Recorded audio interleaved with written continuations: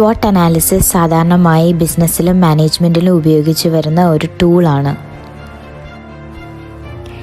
SWOT എന്ന് പറഞ്ഞാൽ S stands for strengths, W stands for weaknesses, O stands for opportunities, T stands for threats.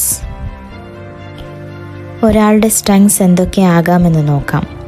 Personality traits ആകാം, skills ആകാം, resources ആകാം, connections ആകാം, achievements ആകാം. ഇനി എന്തൊക്കെയാകും വീക്ക്നെസ്സസ് എന്ന് നോക്കാം. നെഗറ്റീവ് ഹാബിറ്റ്സ് ആയിരിക്കാം, സ്കിൽസ് ആയിരിക്കാം, പേഴ്സണാലിറ്റി ട്രേറ്റ്സ് തന്നെയായിരിക്കാം, ഫണ്ടിങ് ആയിരിക്കാം, കോൺഫിഡൻസ് ആയിരിക്കാം.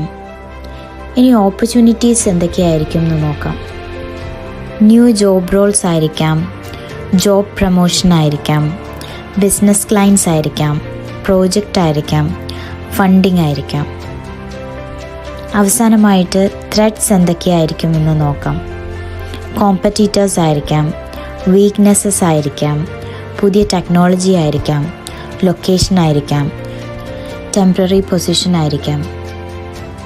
ഇനി SWOT അനാലിസിസിലൂടെ കണ്ടെത്തിയ സ്ട്രെങ്ത്സും വീക്ക്നെസ്സും ഓപ്പർച്യൂണിറ്റിയും ത്രെറ്റ്സും എല്ലാം എന്ത് ചെയ്യണം എന്നല്ലേ?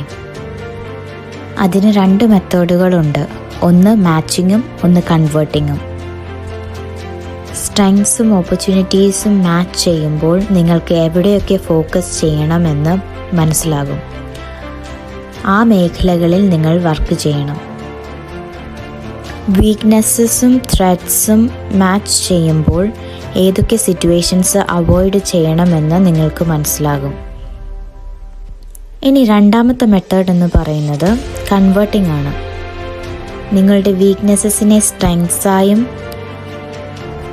ത്രെറ്റ്സിനെ ഓപ്പർച്യൂണിറ്റീസായും കൺവേർട്ട് ചെയ്യുമ്പോൾ നിങ്ങൾക്ക് വേണ്ടുന്ന സ്കിൽസ് എന്തൊക്കെയാണെന്ന് മനസ്സിലാകും.